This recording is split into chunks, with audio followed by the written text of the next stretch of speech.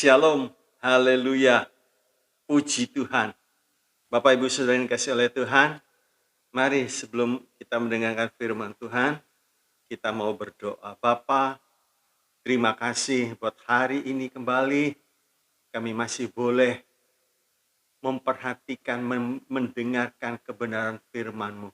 Karena kami tahu, langit dan bumi boleh berlalu, tapi setiap kebenaran firman tidak akan pernah berlalu. Sebab itu berkati mulut lidah hamba-Mu yang menyampaikan, bahkan kami semua yang mendengarkan. Biar firman-Mu boleh tertanam dalam kehidupan kami, berakar, bertumbuh, dan berbuah. Dan itu memuliakan nama-Mu Bapa. Di dalam nama Yesus, hamba-Mu bersyukur dan berserah. Amin. Shalom Bapak Ibu Saudara yang dikasihi oleh Tuhan. Kembali pada hari ini saya ingin membahas tentang mengapa orang banyak meninggalkan Yesus. Mengapa orang banyak meninggalkan Yesus? Kita akan melihat itu di dalam Yohanes 6 ayat 22 sampai 66. Tapi kita tidak baca semua.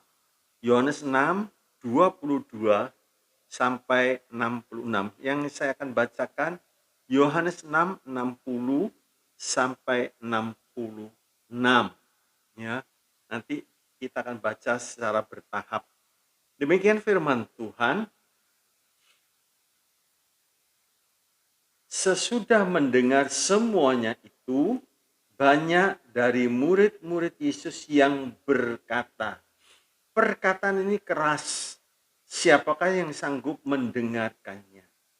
Yesus yang di dalam hatinya tahu bahwa murid-murid bersungut-sungut tentang hal itu, berkata kepada mereka, adakah perkataan itu menggoncangkan imanmu? Dan bagaimanakah jikalau kamu melihat anak manusia naik ke tempat di mana ia sebelumnya berada? Rohlah yang memberi hidup, daging sama sekali tidak berguna. Perkataan-perkataan yang kukatakan kepadamu adalah roh dan hidup. Tetapi di antaramu ada yang tidak percaya. Sebab Yesus tahu dari semula siapa yang tidak percaya dan siapa yang akan menyerahkan dia. Lalu ia berkata, sebab itu telah kukatakan kepadamu, tidak ada seorang pun dapat datang kepadaku kalau Bapa tidak mengaruniakannya kepadanya. Mulai dari waktu itu banyak murid-muridnya mengundurkan diri dan tidak lagi mengikut dia. Haleluya. Sungguh sangat disayangkan saudaraku, ya. Yesus sebagai orang yang benar, Yesus sebagai orang yang baik, Yesus yang menuntun mereka ke jalan yang benar ditinggalkan. Yang perlu saya tekankan begini, kalau Yesus saja ditinggalkan oleh murid-muridnya, apalagi kita sebagai pengikutnya. Sebab itu jangan kecil hati, kecewa kalau kita ditinggalkan oleh orang dekat, ya, sahabat kita. Paulus pernah mengalami hal serupa seperti Yesus di saat dia membutuhkan dukungan dari murid-muridnya. Kita melihat di dalam 2 Timotius 4 ayat yang ke-16. 2 Timotius 4 ayat yang ke-16. Pada waktu pembelaanku yang pertama, tidak seorang pun yang membantu aku. Semuanya meninggalkan aku. Kiranya hal itu jangan ditanggungkan atas mereka. Ya. Baik dalam pelayanan, mungkin sebagai gembala sidang, pelayanan sekolah minggu, dan lain sebagainya. Kalau ada pengikut-pengikutnya mulai meninggalkan, kita jangan kecewa, kita jangan kecil hati, tapi kita mesti periksa. kesalahan itu terletak di kita atau terletak di orang yang kita layani. Ya. Nah, di sini kita melihat tidak terletak di Yesus kesalahannya, tetapi karena mereka tidak bisa menerima perkataan yang menurutnya sangat keras. Ya. Nah, dalam Yohanes 6 ayat 22 sampai 26 tadi kita sudah peristiwa orang banyak meninggalkan Yesus. Ini judulnya, peristiwa orang banyak meninggalkan Yesus. Romawi 1. Yohanes 6 ayat 22 sampai 25, orang banyak ikut Kristus. Romawi 1, Yohanes 6, 22 sampai 25, peristiwa orang banyak meninggalkan Yesus.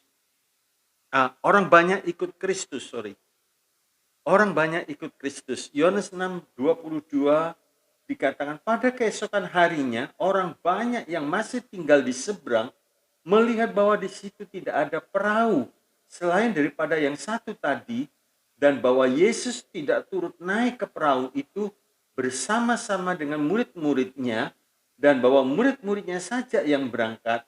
Tetapi sementara itu beberapa perahu lain datang dari Tiberias dekat ke tempat mereka makan roti sesudah Tuhan mengucapkan syukur atasnya. Ketika orang banyak melihat bahwa Yesus tidak ada di situ dan murid-muridnya juga tidak, mereka naik ke perahu itu lalu berangkat ke Kapernaum untuk mencari Yesus. Nah, Putra Manusia Yesus diikuti orang banyak, saudaraku, ya. Karena mereka melihat bermacam-macam mujizat, ya, mendengarkan firman Tuhan, makan roti hasil mujizat. Ini yang membuat banyak orang ikut Yesus. Kita melihat lebih lanjut, tetapi sesudah orang benar yang heran itu, ya, tetapi sesudah ikut orang benar yang heran itu, saudara, apa sih yang terjadi? Tetapi sesudah ikut orang benar yang heran itu, satu, orang banyak undur meninggalkan Tuhan. Aneh, satu hal yang aneh, tapi ini nyata. Ya. Orang banyak meninggalkan Tuhan. Tetapi lain kali masih ada yang kembali lagi. Apalagi kalau minta disembuhkan, dia datang lagi. Ya, jadi ini mutunya nggak bagus, saudara. Perlu datang, nggak perlu mundur. Ini yang nggak bagus. Yang kedua, 70 murid juga banyak meninggalkan Tuhan Yesus. Ya, 70 murid. Dalam Lukas 10 ayat 1, satu hal yang heran, namanya murid itu seharusnya lebih tinggi tingkat rohaninya dibandingkan dengan orang banyak.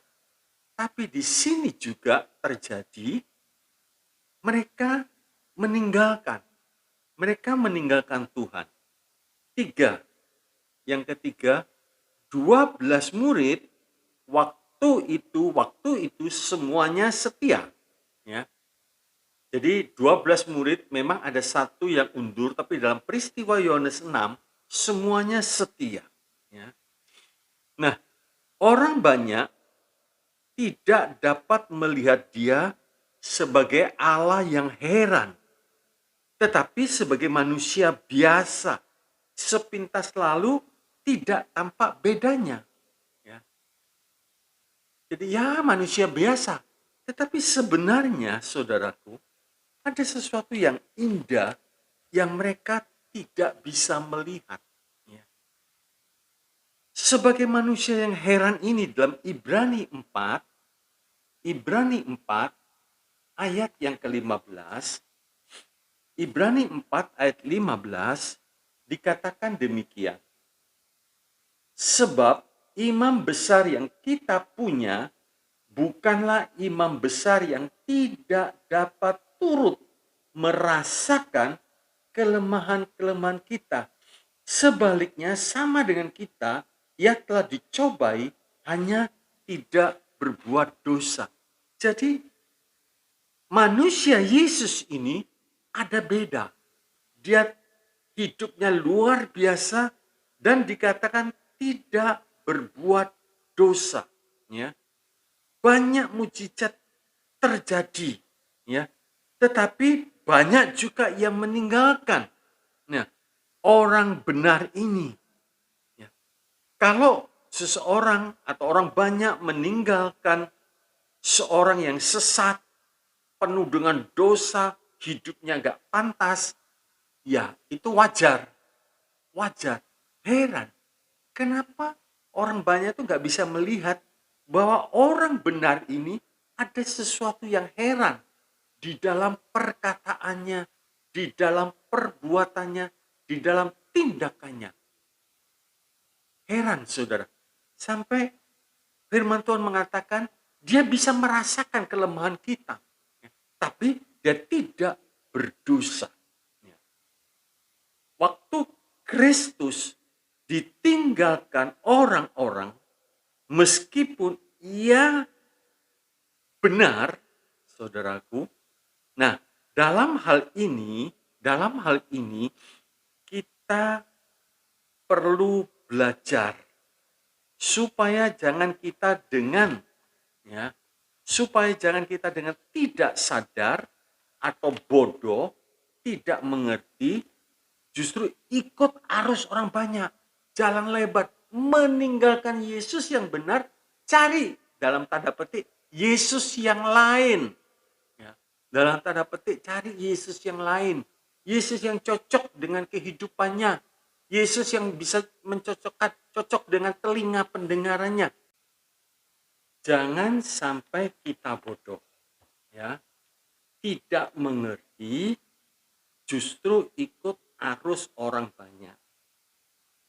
Arus orang banyak artinya ikut di jalan lebar, lalu tidak setia pada yang benar. Padahal Tuhan sudah memberitahu kepada kita bahwa akan terjadi peristiwa-peristiwa ini, ya, akan terjadi pemisahan. Dalam 1 Korintus 11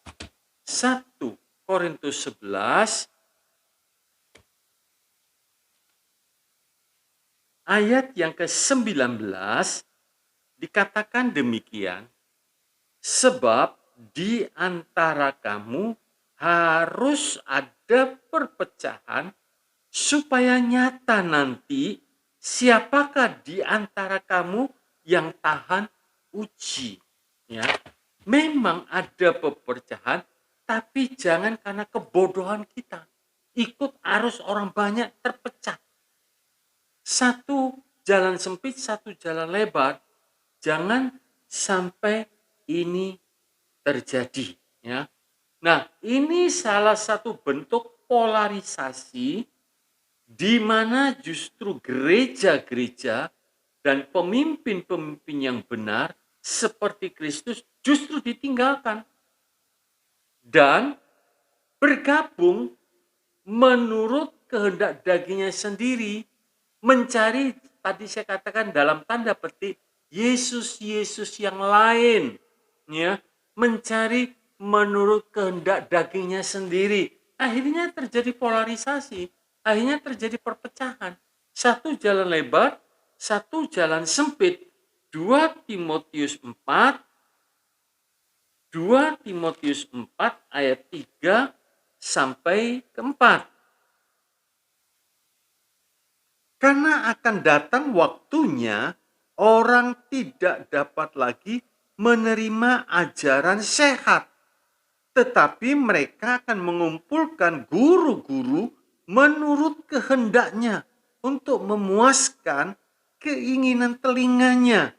Mereka akan memalingkan telinganya dari kebenaran dan membukanya bagi dongeng.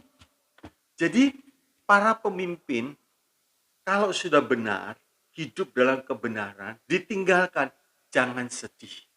Karena ini sudah dinubuatkan oleh Tuhan, akan muncul orang-orang akan berpaling daripada pengajaran yang benar dan mencari yang cocok dengan telinganya.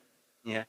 Romawi 2, Yohanes 6 ayat 26 sampai 59, orang banyak meninggalkan Kristus. Orang banyak, Yohanes 6 26 sampai 59, orang banyak meninggalkan Kristus. Mengapa orang banyak ini tidak setia? Itu yang pertanyaannya. Mengapa? Kecuali Yesusnya itu jahat, kejam, pelit, dan lain sebagainya. Sebab satu, mencari roti, cari perkara-perkara yang fana. Yohanes 6 ayat 26 sampai 27. Ya. Ini Tuhan sudah memberitahukan, Yohanes 6 ayat 26 sampai 27. Yesus menjawab mereka, "Aku berkata kepadamu, sesungguhnya kamu mencari aku bukan karena kamu telah melihat tanda-tanda, melainkan karena kamu telah makan roti itu dan kamu kenyang. Bekerjalah bukan untuk makanan yang akan dapat binasa, melainkan untuk makanan yang bertahan sampai kepada hidup yang kekal." Ya. Ini Tuhan sudah memberitahukan kepada kita. Ada mujizat yang luar biasa menghasilkan roti, menghasilkan perkara-perkara jasmani. Mereka kenyang. Tapi mereka mendapatkan itu akhirnya undur. Mereka bersungut-sungut. Kan satu hal yang aneh. Yohanes 6 ayat 41 sampai 43. Maka bersungut-sungutlah orang Yahudi tentang dia karena ia telah mengatakan, "Akulah roti yang telah turun dari sorga." Kata mereka, "Bukankah ia ini Yesus anak Yusuf yang ibu bapanya kita kenal? Bagaimana ia dapat berkata, 'Aku telah turun dari sorga'?" Jawab Yesus kepada mereka, "Jangan kamu bersungut-sungut. Nah, minta roti jasmani, diberi roti rohani." Mereka akhirnya nggak tahan. Mereka menyesal, mereka kecewa, dan mereka undur. Padahal saudaraku, mereka sudah mengalami mujizat yang luar biasa. Dan betul-betul kenyang sampai sisa 12 bakul. Bukan main. 5.000 orang makan sampai kenyang. Dan masih ada sisa. Tapi kalau fokusnya roti jasmani, diberi roti rohani, nggak tahan. Sebab kerinduannya sudah berbeda. Begitu kalau seorang mencari Tuhan hanya perkara yang fana, meskipun sudah dapat mujizat yang heran, meskipun mereka sudah mengalami sesuatu yang heran, mereka masih bisa bersungut-sungut lalu undur. Sebab itu kekristenan kita jangan cari perkara-perkara jasmani, ya. Jangan cari roti yang fana. Sebab itu Tuhan berkata di dalam Matius 6:33, "Cari dahulu kerajaan Allah serta kebenarannya, maka yang jasmani itu pasti ditambahkan." Tapi kalau kita cari jasmani, belum tentu yang rohani ditambahkan. Jadi jangan dibalik. Sebab itu perhatikan ini, jangan membimbing atau mengajak orang untuk percaya Tuhan Yesus karena roti yang fana. Ya. Ajarkan mereka beri roti yang kekal. Jadi kalau mau mengikut Yesus, ya harus sungguh-sungguh, harus pikul salib, hidup di jalan sempit, ya. Nah, orang seperti ini dia akan sungguh-sungguh bisa tahan sampai ke akhir, tahan uji. Di tengah-tengah masa yang sulit pun dia tetap tahan dan bisa setia sampai ke akhir. Jadi para pembimbing jangan mengiming-imingi, ih aku ikut Tuhan Yesus tuh lihat berkat jasmani berlimpah. Gak salah, memang Tuhan memberkati kita, ya. Tetapi jangan itu buat pancingan menarik orang datang kepada Tuhan.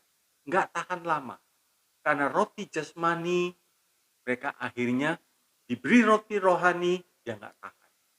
Dia tidak tahan, akhirnya dia meninggalkan Kristus. Romawi 3, Yohanes 6, ayat 60 sampai 66. Murid-murid, nah tadi orang banyak, ini murid-murid meninggalkan Kristus. Ya. Tadi saya katakan ada 70 murid di Lukas 10 ayat 1. Selain yang 12. Padahal murid-murid ini mereka ikut juga dalam pelayanan. Tetapi banyak yang tidak setia dan meninggalkan Kristus, guru yang benar. Berapa banyak kita mendengar dulu dia pelayanan sungguh-sungguh, tapi sekarang mundur.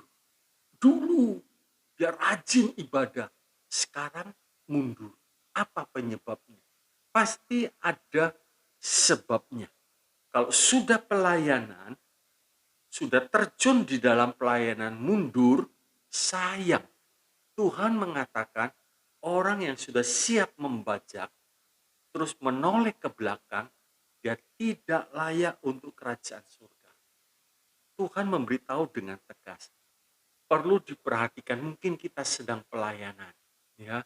Jangan sampai gara-gara perkara jasmani meninggalkan Tuhan, meninggalkan pelayanan, ya. Jangan sampai seperti ini. Kenapa? Karena pengaruh dunia sekitarnya. Orang ini bekerja sungguh-sungguh, dapat duit limpah sekalipun dia tidak ke gereja.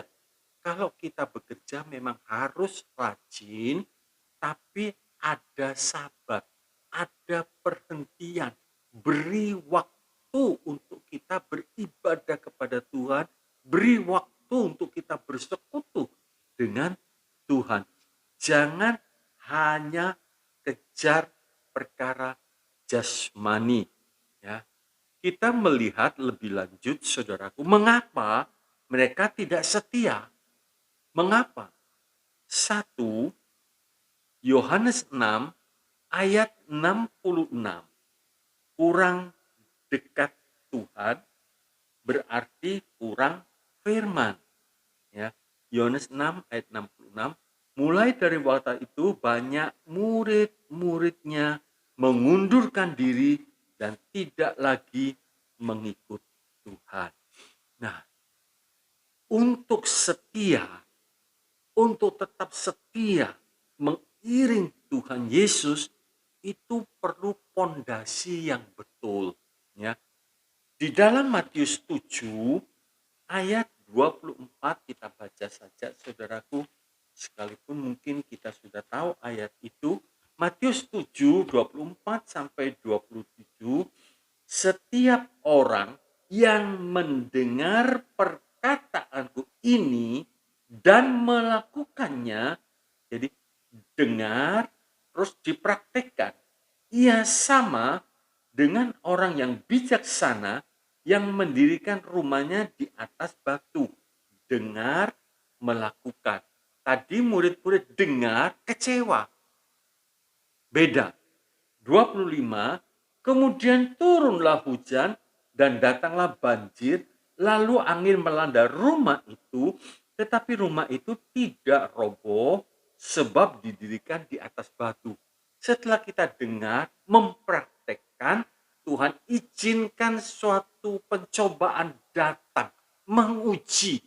Pondasinya betul enggak? Pondasinya kuat? Kuat enggak? Ternyata tidak roboh rumah itu. Berarti dia dengar, dia mempraktekkan dengan betul, hasilnya tidak roboh. 26, tetapi setiap orang yang mendengar perkataanku itu dan tidak melakukannya, ia sama dengan orang yang bodoh yang mendirikan rumahnya di atas pasir.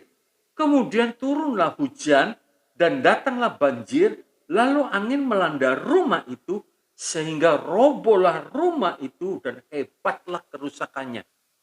Kadang saudaraku, beberapa orang setia banget datang ke gereja. Setia itu indah, ya. Setia datang ibadah itu tidak salah, saudara. Setia datang, tetapi tidak mau mempraktekkannya. Hanya mendengar, tapi tidak mau melakukannya. Beda. Dengar, kalau hanya dengar firman Tuhan, enak. Enak, saudaraku, karena tidak praktek. Justru praktek itu yang merubah kehidupan kita. Ya. Kalau orang sombong mendengarkan firman Tuhan tidak berubah kalau nggak praktek. Ya. Kalau hanya mendengar tapi tidak praktek tidak berubah. Ya. Orang tamak dengar firman Tuhan tapi tidak praktek tidak akan berubah. Sebab itu kuncinya mendengar dan melakukan. Kalau di dalam kitab Injil Lukas 11 mendengar, melakukan, mempraktekkannya itu dikatakan baru bahagia. Haleluya. Sekarang saudaraku, kita mau yang mana? Rumah kita mau berdiri kokoh atau rumah kita hancur, ya. Hancur. Haleluya. Nah, di sini kita melihat perbedaannya, ya. Kalau orang itu dekat Tuhan, dapat firman Tuhan, masuk dalam hatinya, tertanam di dalam hatinya sebagai tanah yang subur, dia akan berbuah. 30, 60, 100 kali ganda. Indah. Haleluya. Yang kedua, Yohanes 6 ayat yang ke-44 dan 64 sampai 65. Yohanes 6, 64 dikatakan tidak ditarik Bapa. Yang kedua, 6 ayat 44 dikatakan demikian. Tidak ada seorang pun yang dapat datang kepadaku jikalau ia tidak ditarik oleh Bapa yang mengutus aku, dan ia akan kubangkitkan pada akhir zaman. Jadi, kalau kita sudah bisa datang kepada Kristus, itu bukan satu kebetulan, bukan satu kekuatan manusia, tapi hatinya sudah dijamah oleh Bapa, ya, sudah dijamah oleh Bapa. 64 dan 65. Tetapi di antaramu ada yang tidak percaya, sebab Yesus tahu dari semula siapa yang tidak percaya dan siapa yang akan menyerahkan dia. Lalu ia berkata, sebab itu telah kukatakan kepadamu, tidak ada seorang pun dapat datang kepadaku kalau Bapa tidak mengaruniakannya kepadaku. Jadi jelas saudaraku ya, kalau kita sudah ditarik Bapa, itu satu anugerah. Paulus, dia bisa berseru, siapa engkau Yesus? Itu bukan satu kebetulan. Sebab itu Paulus mengatakan dalam 1 Korintus 15, anugerahnya tidak aku sia-siakan. Kalau kita sekarang sedang berada di dalam panggilan itu, sedang menikmati berkat-berkat Tuhan, menikmati kehadiran Tuhan, jangan sampai dipermainkan, ya, jangan sampai dipermainkan. Nah, siapa yang ditarik oleh Bapa kalau begitu? Siapa? Semua. Sebenarnya Tuhan memberikan kesempatan semua orang ditarik, karena Tuhan mengatakan dia tidak ingin satu orang pun binasa, semua ditarik, ya. Tetapi orang itu bisa ditarik kalau ada reaksi dari orang tersebut. Tuhan, sekarang saya ambil satu contoh, mungkin orang itu ada di dalam, di satu lubang yang dalam sekali, terus ada orang melemparkan tali, Pak, pegang Pak, atau Bu, pegang Bu. Nah, tali itu dilempar, sekarang tergantung. Kalau orang itu mau menangkap, mau diikatkan kepadanya, dan dia tarik, maka dia naik. Begitu juga Yesus memberikan jaminan. Dia tidak ingin satu orang pun binasa. Tidak ingin. Semua ingin ditarik oleh Tuhan. Sebab itu diberi kesempatan. Diberi kesempatan. Tapi kalau yang satunya tidak bereaksi, ya Tuhan tidak bisa. Tuhan tidak menciptakan manusia seperti robot. Manusia itu memiliki kemauan bebas, ya, memiliki kemauan bebas. Jadi kalau Tuhan sudah menarik, kita pegang erat-erat, ambil keputusan yang sungguh. Lukas 12 ayat yang ke-57, saya bacakan dalam terjemahan lama. Apakah sebabnya tiada dapat kamu mengambil keputusan yang sungguh daripada dirimu sendiri?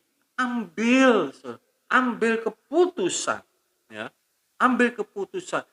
Bapak menarik semua orang, tapi kalau tidak ada reaksi dari orang tersebut, Bapak tidak bisa. Ya. Jadi mereka yang mau ditarik oleh Bapak itu berarti dia mau menyangkal diri untuk mentaati firman Tuhan. Ya. Jadi Bapak menarik, nah masuk dan ikut dalam program Bapak. Nah, untuk bisa tetap di situ, dia harus menyangkal diri. Lukas 9 ayat yang ke-23. Lukas 9 ayat yang ke-23 dikatakan demikian. Katanya kepada mereka semua, setiap orang yang mau mengikut aku, ia harus menyangkal dirinya, memikul salibnya setiap hari dan mengikut aku. Sekali lagi saudaraku, ya. Katanya kepada mereka semua, setiap orang yang mau mengikut aku, ia harus, tidak ada pilihan lain. Mau ikut Tuhan, mau pegang tali keselamatan itu, ya harus menyangkal dirinya, terus memikul salib. Nah, salib itu yang membuat kita kuat untuk menyangkal diri. Pikul kuk aku. Tuhan berkata, karena kuk aku itu ringan dan senang adanya. Haleluya. Haleluya. Ya. Jadi saudaraku, orang yang mau menyambut, yang mau ditarik oleh Bapa, dia harus mentaati firman Tuhan, berarti dia harus mau menyangkal diri. Ya. Orang yang tidak mau ambil keputusan, artinya dia tidak mau menyangkal diri, itu berarti orang tersebut tidak mau ditarik oleh Bapa. Dan tidak bisa apa-apa. Ya. Dan orang seperti ini yang tidak mau ditarik oleh Bapa, dia tidak masuk dalam pondok perlindungan Tuhan, saudaraku, dia tidak akan tahan.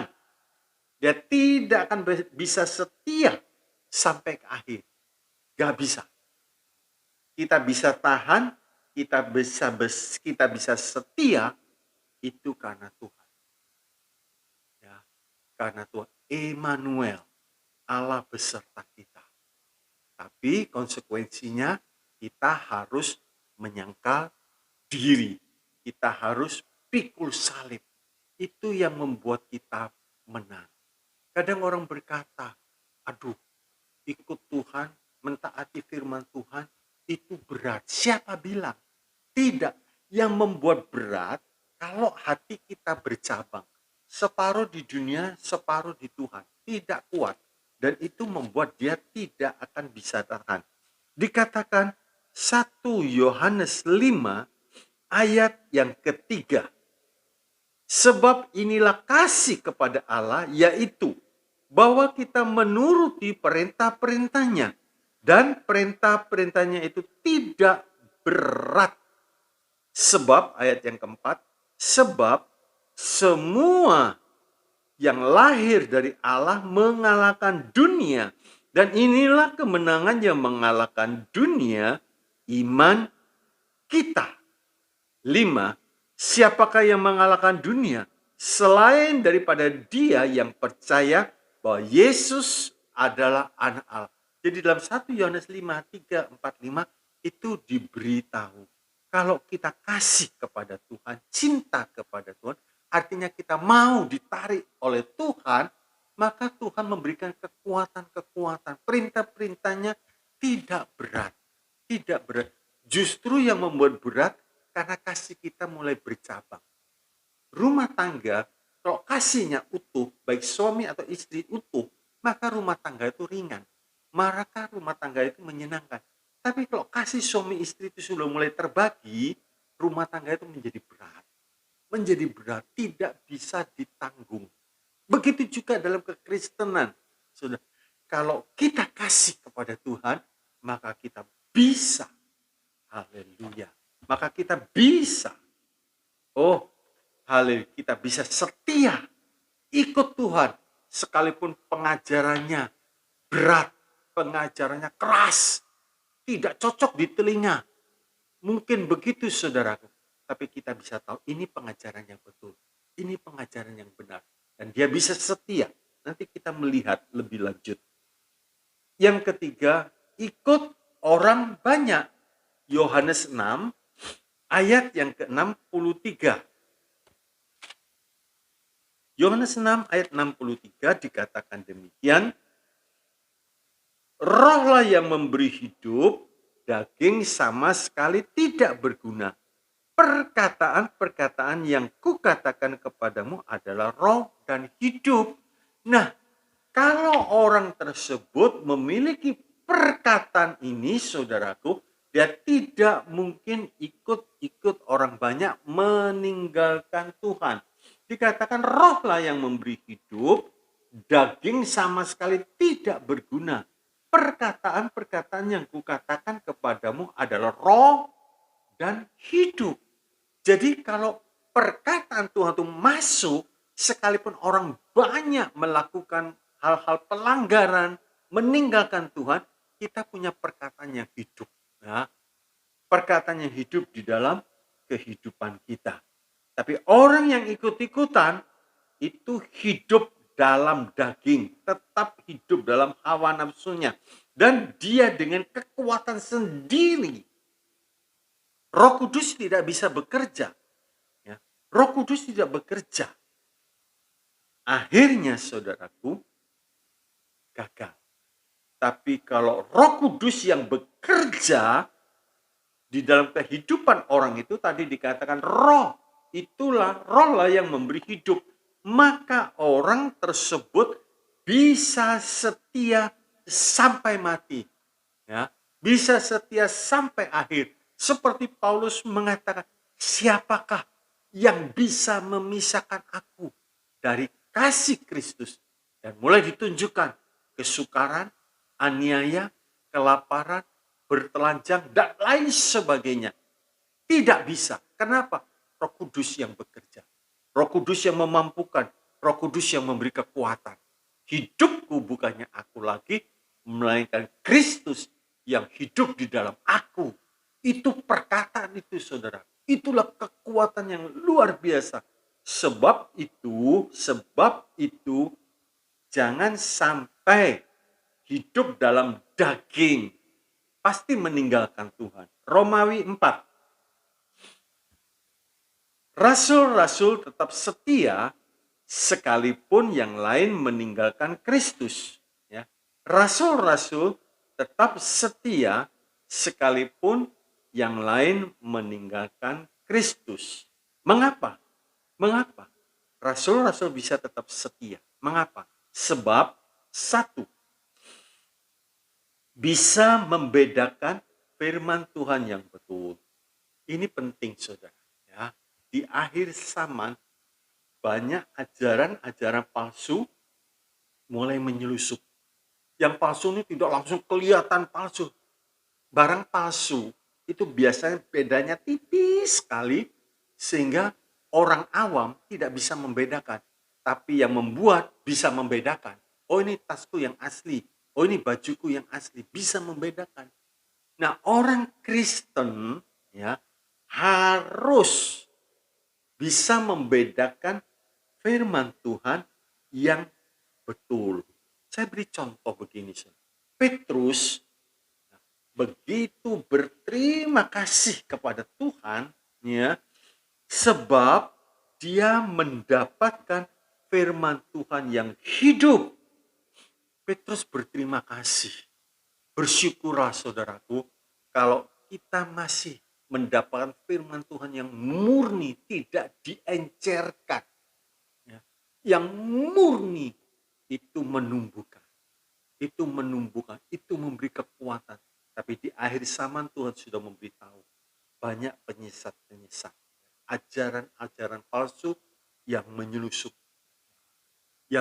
Bahkan Paulus berkata, kalau ada orang memberitakan Injil lain sekalipun itu malaikat, terkutuk.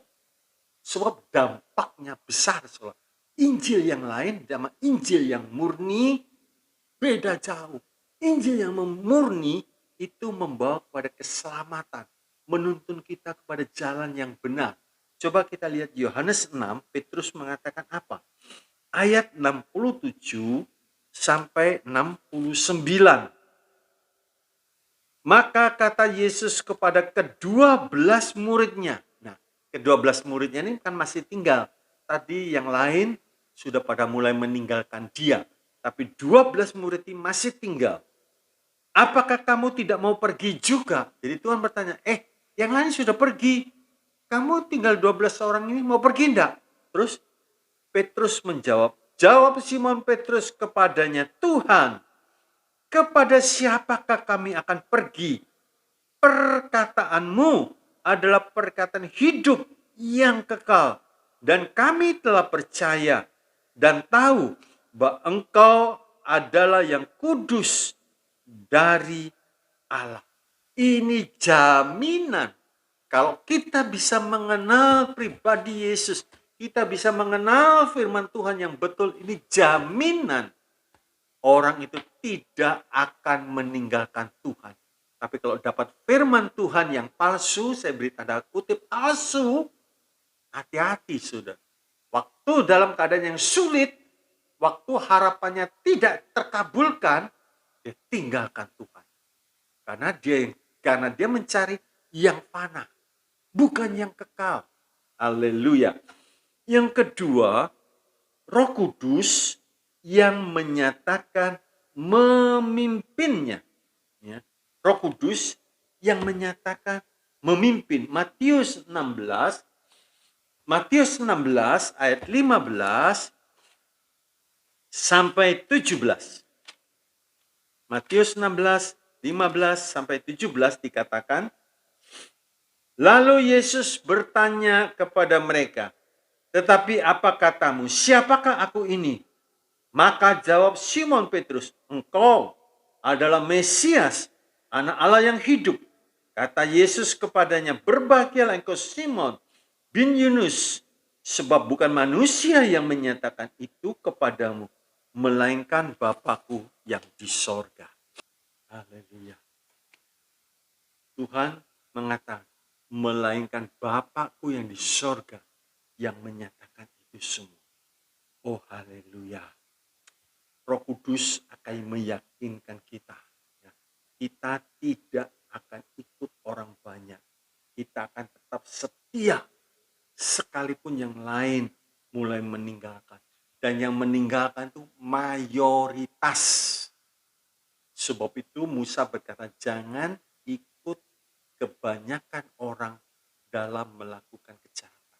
Dalam berbuat dosa. Jangan ikut. Jangan ikut. Sebab jalan lebar itu banyak orangnya. Jalan sempit sedikit. Ya, biar kita termasuk atau berada di dalam jalan yang betul. Kenali firman Tuhan sungguh-sungguh.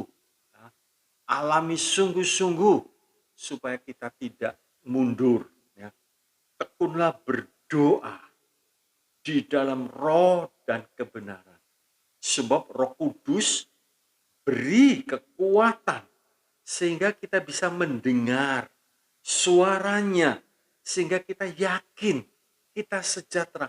Jadi kalau Tuhan bicara, kita ada keyakinan, kita ada sejahtera. Kita ada kebebasan, keluasan hati untuk menghampiri Tuhan. Ya, kita baca 2 ayat ini, Roma 8, ayat yang ke-16, Roma 8, ayat yang ke-16, dikatakan demikian, Roh itu bersaksi bersama-sama dengan roh kita bahwa kita adalah anak-anak Allah.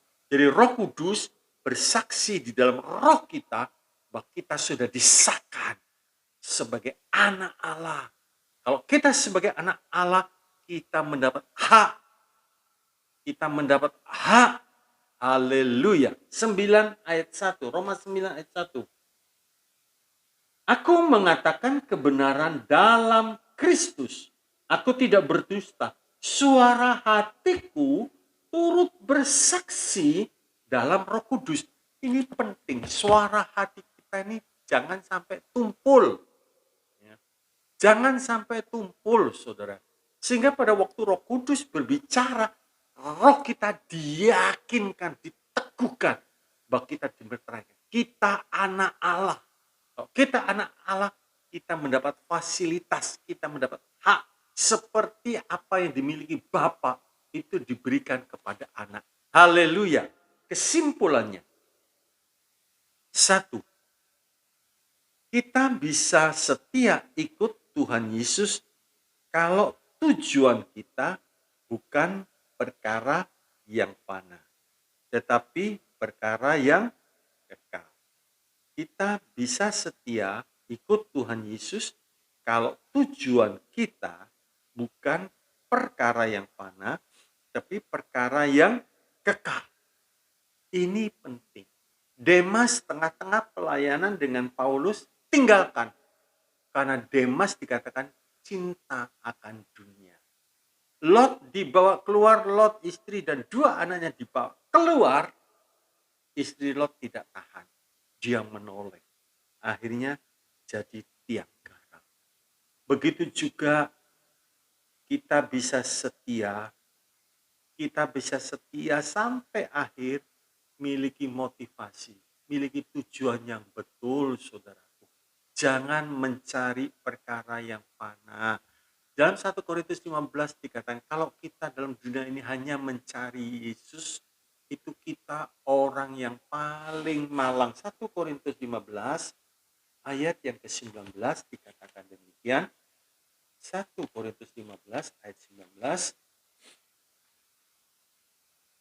Jikalau kita hanya dalam hidup ini saja menaruh pengharapan pada Kristus, maka kita adalah orang-orang yang paling malang dari segala manusia. Kenapa kamu ikut Tuhan? Ya, aku diberkati, jasmaniku cukup. Kenapa kamu ikut Tuhan? Karena aku disembuhkan. Itu semua baik, saudara. Tapi kalau itu sudah menjadi tujuan, itu yang bahaya.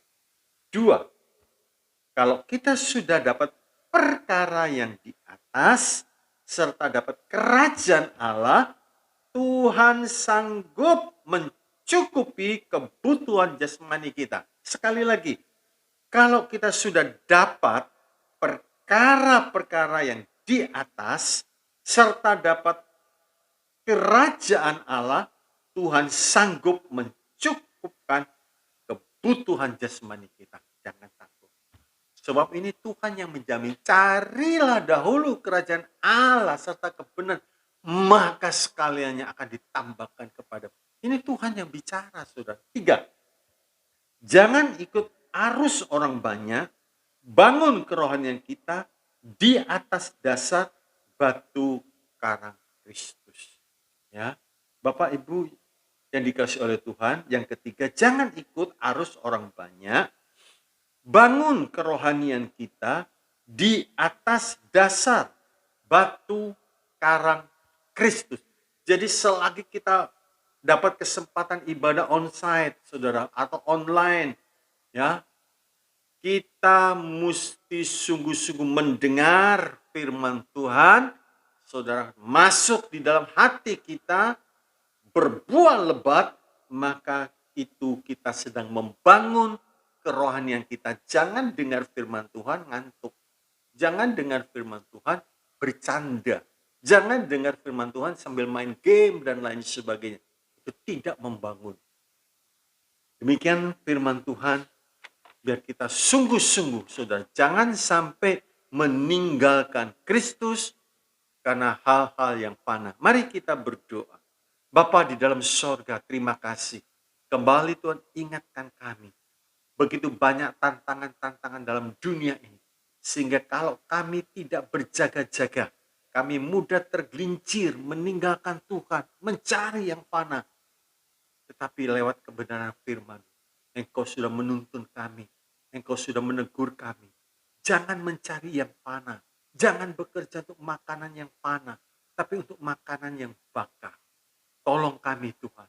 Di tengah-tengah masa yang sulit ini, gampang. Kalau kami tidak berjaga-jaga, gampang tergelincir. Gampang tergelincir, gampang terpengaruh. Untuk berpaling kepada hal-hal yang fana. Bapa, tolong umat-Mu dimanapun dia berada, jemaat-Mu, Tuhan, Engkau memberkati apa yang menjadi kebutuhannya. Tetapi biar mereka mencari sungguh-sungguh perkara-perkara yang di atas, di mana Kristus ada, duduk di sebelah kanan Allah Bapa. Memberkati pekerjaannya, memberkati kesehatannya, memberkati rumah tangganya, memberkati masa mudanya, memberkati pelayanannya. Kami serahkan semua seluruh umat-Mu dalam tangan kasih sayang dan perlindungan-Mu dalam nama Yesus. Mari kita mau angkat tangan. Bapak, Ibu, Saudara yang dikasih oleh Tuhan, terimalah saat ini berkat kasih dari Allah Bapa, damai sejahtera, sukacita, dan anugerah dari Tuhan kita Yesus Kristus. Kuat kuasa di dalam persekutuan Allah Roh Kudus, limpah dengan karunia-karunia roh, dan buah roh menyertai perjalanan hidup kami. Kami tidak akan berpaling, kami tidak akan ikut orang banyak dalam arus yang salah. Kami mau tetap berada di jalan sempit, jalan keselamatan, pikul salib sampai nafas kami yang terakhir. Terima kasih Tuhan, dalam nama Yesus berkat ini diberikan. Haleluya. Semua yang percaya katakan amin. Shalom. Tuhan Yesus memberkati.